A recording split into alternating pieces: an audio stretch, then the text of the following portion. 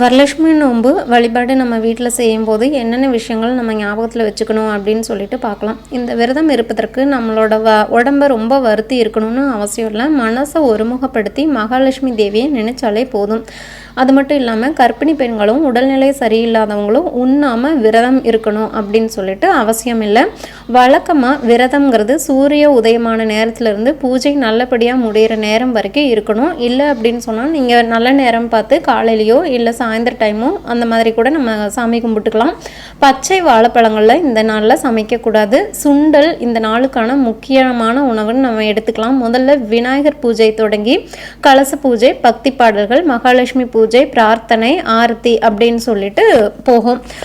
பூஜைக்கு வந்துட்டு நம்ம செய்ய முடியாத தருணம் அப்படின்னு சொல்லிட்டு என்னென்னு பார்த்தீங்கன்னா, இன்கேஸ் உடல்நிலை சரியில்லைனாவோ பெண்களுக்கு மாதவிலக்கு இந்த மாதிரி காரணங்களால் செய்ய முடியாமல் போயிடுச்சுன்னு சொன்னால் அவங்க அதுக்கு அடுத்த வாரம் வெள்ளிக்கிழமை அல்லது நவராத்திரி வெள்ளிக்கிழமை நாட்களில் இந்த பூஜையை செஞ்சு அதே பலனை பெற முடியும்.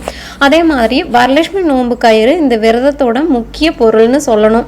விரதத்தோட முடிவில் மஞ்சள் நூலை கையில் கட்டிக்குவாங்க. மஞ்சள் சரடை, அதாவது 8 லட்சுமிகளோட வரலட்சுமியும் சேர்த்து 9 லட்சுமி அப்படிங்கிறதுனால அந்த சரட்டில் வந்து பார்த்தீங்கன்னா 9 நூலால் நடுவில் சுற்றி பூஜையில் வழிபட்டு எல்லாருமே தங்களோட வலது கையில் கட்டிக்கணும்.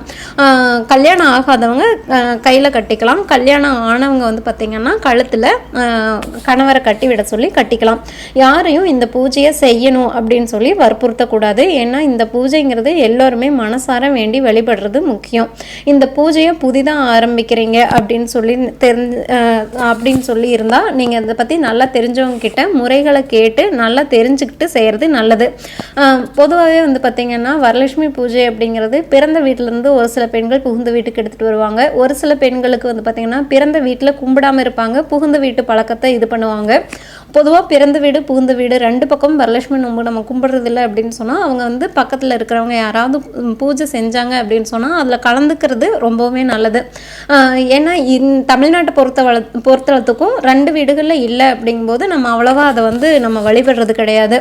அதே மாதிரி வந்து பார்த்திங்கன்னா கல்யாணம் இது வந்து முழுக்க சுமங்கலி பெண்கள் செய்யக்கூடிய பூஜை அப்படிங்கிறதுனால கல்யாணம் ஆகாத பெண்கள் கண்டிப்பாக கலந்துக்கலாம். அவங்க வந்துட்டு இந்த கையில் வந்து கைத்தை வாங்கி கட்டிக்கலாம். அவங்களுக்கு சீக்கிரமாக திருமணம் கைகூடுன்னு சொல்லுவாங்க. அமங்கலமான நிகழ்ச்சிகள் நடந்திருந்துச்சு அப்படின்னு சொன்னால் இந்த பூஜையை 22 நாட்களுக்கு தள்ளி வைக்கிறது நல்லது. மேலும் தகவல்களுக்கு சேனலை சப்ஸ்கிரைப் பண்ணுங்கள். தேங்க்யூ.